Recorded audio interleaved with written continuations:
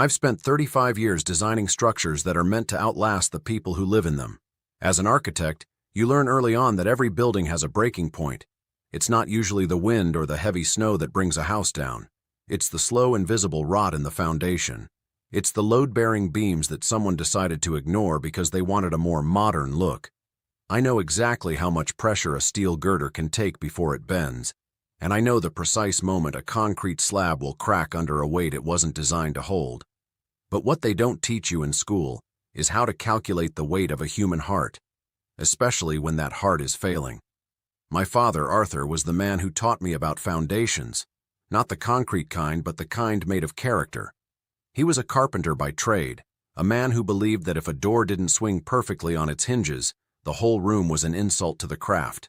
He was 75 years old when the structure of his own life started to give way. It wasn't a sudden collapse.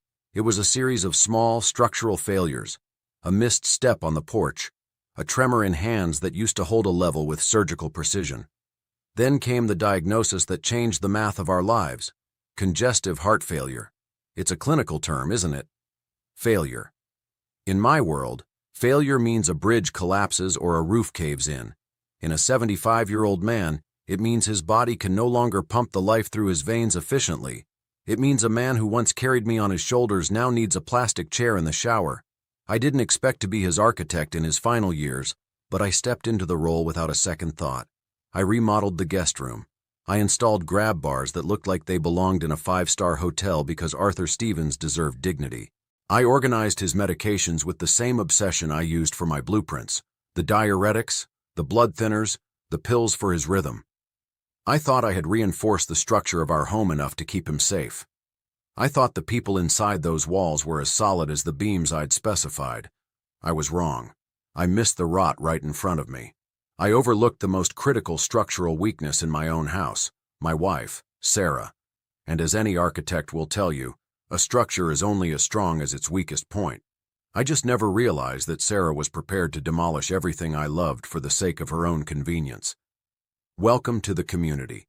Get settled in, because this story isn't just about a betrayal. It's about a total structural collapse of everything I believed was solid. Before we dive into the wreckage of what happened, do me a quick favor. Hit that like button and make sure you're subscribed to the channel. It costs you nothing, but it helps us keep sharing these raw, real stories of accountability and consequence. Drop a comment below and let me know which state or city you're tuning in from. My name is Mark Stevens. I'm 48 years old, and for the last 2 decades, I've worked as a senior architect in Raleigh, North Carolina. I spend my days ensuring that skyscrapers can withstand hurricanes and that family homes are built on ground that won't shift. I'm a man of blueprints, measurements, and hard truths. I thought I knew how to build a life that would last. I thought the woman I shared my home with was my partner in that construction. I was wrong. I missed the most dangerous crack in the foundation until the whole house was already falling. My father, Arthur, wasn't just a carpenter. He was a man who understood the physics of integrity. Growing up on the outskirts of Charlotte, I watched him handle timber like it was sacred. He used to tell me, "Mark, a house can look beautiful on the outside, but if the frame is crooked, the soul of the building is missing." He spent 40 years framing the lives of people in our community. He was the one they called when storm damage looked irreparable, the man who could spot a structural flaw from 50 yards away with a single squint of his eye. He was my hero, my mentor, and the silent strength behind every blueprint I ever drew. When my mother passed away 10 years ago, a Tuesday in November that permanently changed the color of my world, I expected him to crumble. But Arthur Stevens was built of seasoned oak. He mourned with his chin up, maintained the family house with surgical precision, and never once called me to say he was struggling. He was the kind of father who showed up to every milestone, standing in the back with his arms crossed and a quiet nod of approval that meant more to me than any professional award. But time, unlike the steel beams I work with, eventually fatigues. The erosion started 2 years ago. The first sign wasn't a cough or a complaint. Arthur didn't do complaints. It was the silence of his tools. The workshop in the garage, usually alive with the scent of cedar and the hum of the lathe, went dark. Then came the breathlessness. Watching a man who once carried 100-pound beams struggle to walk from the mailbox to the porch is a specific, agonizing kind of heartbreak. It's like watching a historic landmark being slowly, inevitably reclaimed by the earth. When the doctors at Duke Health confirmed the congestive heart failure, I didn't calculate or weigh my options. 53 years of that man's love doesn't produce a son who hesitates. I'm an architect. I know when a structure needs immediate reinforcement. I brought him into my home, a house I had designed myself in an upscale neighborhood in Raleigh, thinking it would be the sanctuary for our entire family. I didn't just give him a guest room. I remodeled the entire east wing. I spent weeks ensuring the morning light hit his reading chair at the perfect angle. I installed grab bars that looked like art and air filtration systems that hummed as quietly as a prayer. I organized his life with the same obsession I used for a multi-million-dollar project. His medications weren't just pills. They were the essential maintenance for a structure I couldn't afford to lose. Furosemide to keep the fluid from crushing his lungs, carvedilol for his rhythm, the blood thinners that kept the life moving through his tired veins. Every morning at 7 a.m. I'd bring him his coffee and his first round of pills. We'd sit in the sunroom and he'd tell me stories about the old North Carolina, the craftsmanship that was being replaced by cheap drywall, and the importance of a level foundation. In those moments, I felt like I was preserving history. I was the guardian of the man who had guarded me. I assumed my wife, Sarah, understood this. I assumed that because she saw the love I poured into his care, she would reflect it. I thought our marriage was a collaborative build, a shared project based on mutual respect. I didn't realize that while I was focusing on the reinforcement of my father's life, Sarah was looking at him as an unsightly addition that was ruining her aesthetic. She didn't see a hero in transition. She saw a structural burden she was ready to demo. In architecture, there's a term called material fatigue. It's what happens when a perfectly solid structure is subjected to repeated stress over a long period. On the surface, everything looks fine.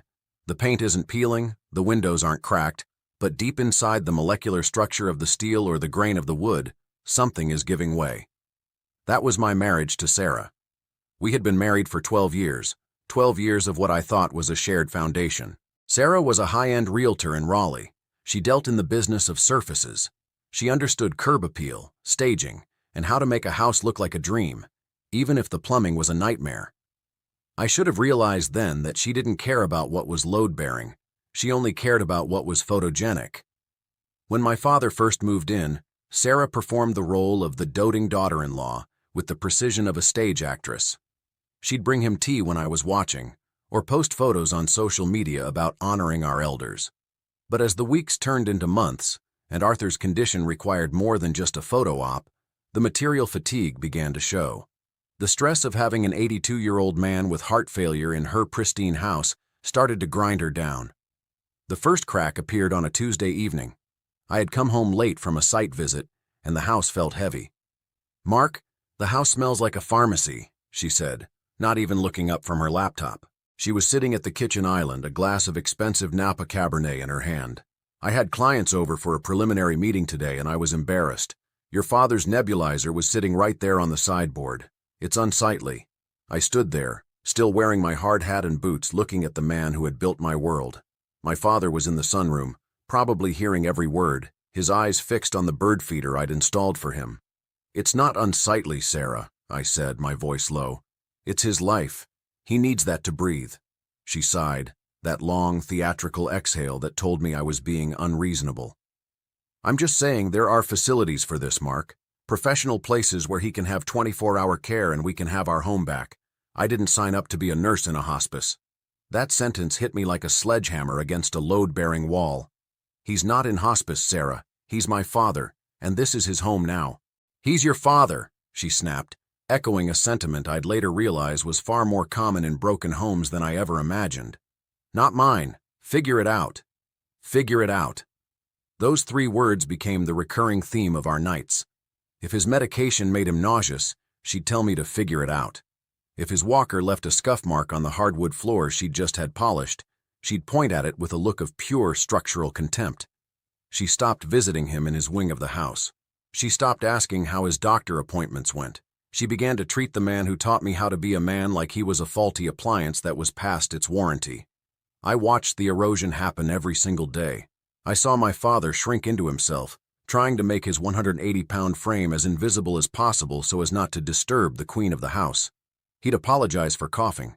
He'd apologize for being thirsty. He was a master carpenter who had spent 70 years standing tall, and now he was hunching his shoulders because my wife made him feel like a crack in her perfect foundation. I thought I could manage it. I thought if I worked harder, took over more of the care, and kept the peace, the structure would hold. I didn't realize that Sarah wasn't just tired of the load. She was actively looking for a way to demo the entire building while I wasn't looking. The structural failure didn't happen in Raleigh. It happened while I was 1,500 miles away, standing on a construction site in Chicago, looking at the skeletal frame of what was supposed to be my career's masterpiece. It was late March, the kind of Chicago afternoon where the wind coming off the lake doesn't just blow, it bites. I was wrapped in a heavy coat, squinting at a set of blueprints, while the ironworkers moved like shadows above me. My phone buzzed in my pocket. It was a notification from my home security app, the Ring camera at the front door. Normally I'd ignore it, but something about the timing felt like a warning light on a dashboard. I stepped away from the noise of the cranes and opened the feed. What I saw through that tiny lens made the Chicago cold feel like a summer breeze compared to the ice that settled in my chest. My father was standing on the porch. He wasn't wearing his heavy coat, just his thin cardigan and those orthopedic shoes I'd bought him to help with his balance. He was leaning heavily on his walker, his head bowed. And there was Sarah, standing in the doorway, holding a white paper bag, the bag that contained his life-saving heart medications. I watched, paralyzed by the digital lag, as my wife, the woman I had shared a bed with for 12 years, didn't just hand him the bag. She walked over to the large outdoor trash can at the end of the driveway, flipped the lid, and dropped it in. "I told you, Arthur," I heard her voice through the tiny speaker, sharp and clear, cutting through the North Carolina morning. "I am done. This isn't a nursing home, and I am not your servant. Mark isn't here to save you this time." My father's voice was a whisper, a sound that broke more than just the silence. "Sarah, please. My heart. I need those. I don't have anywhere else to go." She didn't even flinch. She leaned in, her face inches from his, and said the words that would eventually dismantle her entire world. "Then go to a shelter. Call a cab. Walk, I don't care. Just get off my property before I call the police for trespassing. Figure it out, old man." She stepped back inside and closed the door. Not a slam. She closed it gently with the terrifying calm of someone who has successfully deleted a file they no longer wanted. I stood there on that Chicago skyscraper, surrounded by millions of dollars of steel and glass, and I felt like the smallest man on earth. My father, a man who had spent 40 years making sure I had a roof over my head, was being treated like construction debris by my own wife. I tried calling her, straight to voicemail. I tried calling the house landline. No answer. I called my father's cell phone. It rang and rang until his shaky recorded greeting came on. I could picture him out there, his lungs filling with fluid because his furosemide was sitting in a trash can next to last night's leftovers. I could picture his 75-year-old heart struggling to maintain its rhythm, the failure the doctors talked about finally becoming an absolute collapse. In architecture, we talk about catastrophic failure. It's when one part of the system fails, and it triggers a chain reaction that brings the whole thing down. Standing there in the Chicago wind, I realized that my marriage wasn't just cracked, the entire structure had been compromised beyond repair. Sarah hadn't just thrown away pills. She had thrown away the last shred of my respect, my love, and her own future. She thought she was being efficient. She thought she was clearing the site for her perfect life. She didn't realize that I am an architect who knows exactly how to demo a structure that's no longer safe. I didn't yell. I didn't call her back and scream. I stood there for exactly 60 seconds, letting the cold air clear my head. I walked over to my project manager, handed him the blueprints, and told him I had a structural emergency at home. I was at O'Hare International Airport within 40 minutes. As the plane leveled off over the clouds, I opened my laptop. I didn't look at flight paths or work emails. I looked at the digital archives of our joint bank accounts, the deed to the house, and the partnership agreement for the firm. Sarah thought she had won because she had the keys to the front door. She forgot that I was the one who designed the entire foundation, and I was coming home to make sure she understood exactly what happens when you try to demolish a man's father. The flight back to Raleigh-Durham felt like it was moving in slow motion. I spent those hours in the air not in a state of rage, but in a state of high-level assessment. Like I said, engineers and architects do not react. We respond. A reaction is a scream, a broken plate, or a frantic text. A response is a site inspection followed by a structural solution. I kept my phone off. I didn't need to hear Sarah's excuses. I needed to find my father. When I landed, I didn't drive to my house. I didn't want to see the rot just yet. I called a man named Jim Harrison, a retired building contractor who lived 3 houses down from us. Jim is the kind of man who still believes in a level foundation and a man's word. "Mark," Jim's voice was heavy. "I saw her, son. I saw her lead Arthur out to the curb like he was a bag of old shingles. I couldn't just sit there. I've got him here at my place." A wave of relief hit me that was stronger than any structural support. Jim had found my father sitting on his walker at the corner bus stop, staring at the pavement, his hands shaking because his heart was struggling without its rhythm medication. When I pulled into Jim's driveway and saw my father sitting in a sturdy wooden chair on the porch, a chair Jim had probably built himself, I felt the full weight of the load I had been carrying.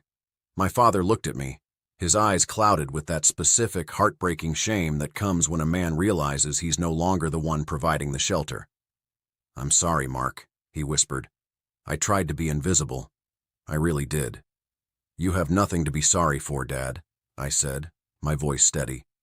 "The structure was faulty, not you." I did a quick site inspection of his vitals. He was pale, his ankles were beginning to swell, the telltale sign of the fluid buildup I'd spent months preventing. I didn't yell. I didn't call Sarah and demand to know how she could be so cruel.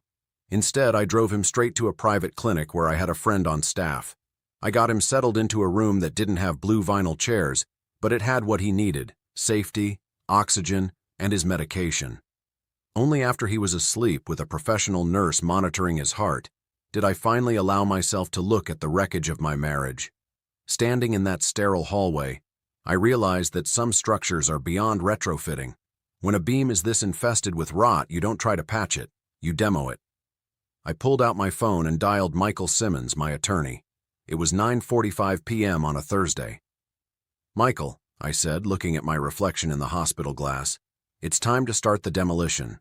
I need the trust documents, the deed to the Raleigh property, and the partnership dissolution papers ready by morning. We have a total structural failure." "Are you certain, Mark?" Michael asked, his voice calm and precise.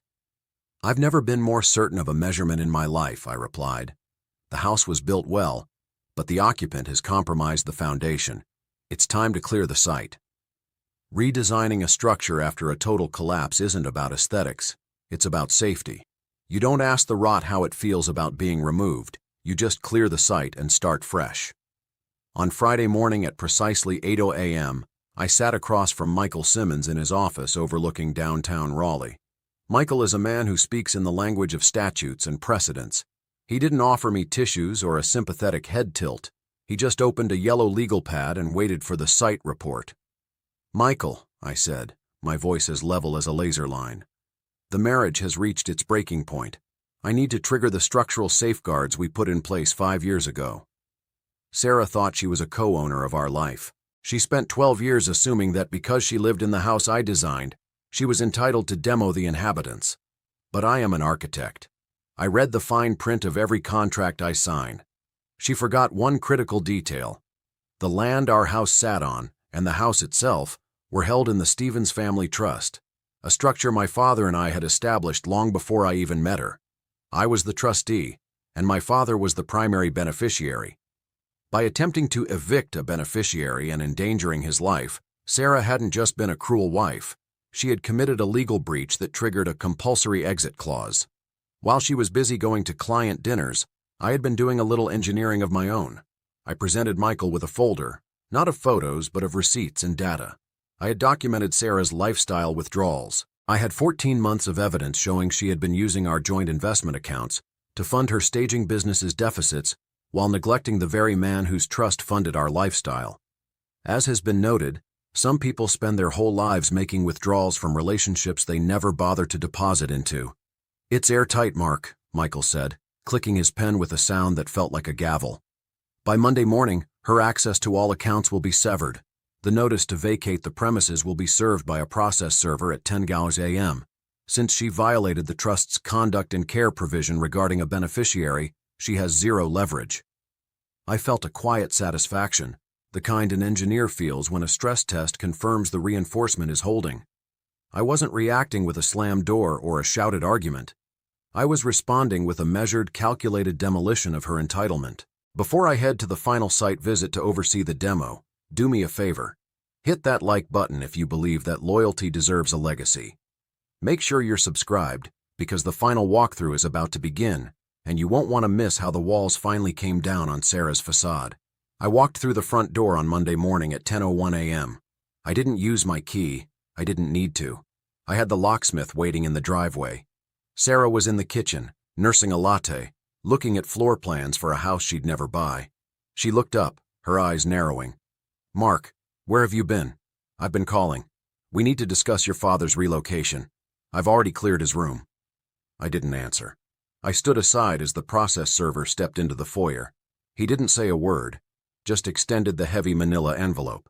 Sarah took it, her brow furrowed in confusion. As she pulled out the legal notice, the immediate vacation of the premises due to trust violations, the silence in the room became absolute. It was the silence of a building right before the charges go off. "What is this?" she whispered, her hands starting to shake. "Mark, you're joking. This is our house." "No, Sarah," I said, leaning against the counter I had designed. "This is my father's house, and you are a tenant who has violated the terms of your stay. You told him to go to a shelter. Well, I've pulled the permits for your eviction. You have 2 hours to gather your essentials. The rest will be at a storage facility in Cary." The realization hit her like a structural collapse. The entitlement, the arrogance, the aesthetic, it all crumbled in an instant. She had looked at my father as a burden to be discarded. She never realized that in doing so, she was discarding herself. The demolition was silent, professional, and permanent. Life looks different now. My father is back in the sunroom, his heart steady, his laughter returning to the house I built for him. There's a specific peace in a building where the rot has been removed, a quiet strength that only comes after a storm. I'm still an architect, still designing for the future, but I've learned that the most important blueprints are the ones we draw for the people who never left our side. Loyalty isn't a performance, it's the foundation. If you've been through a storm, remember, you can always rebuild. Hit like, subscribe, and stay strong. See you soon.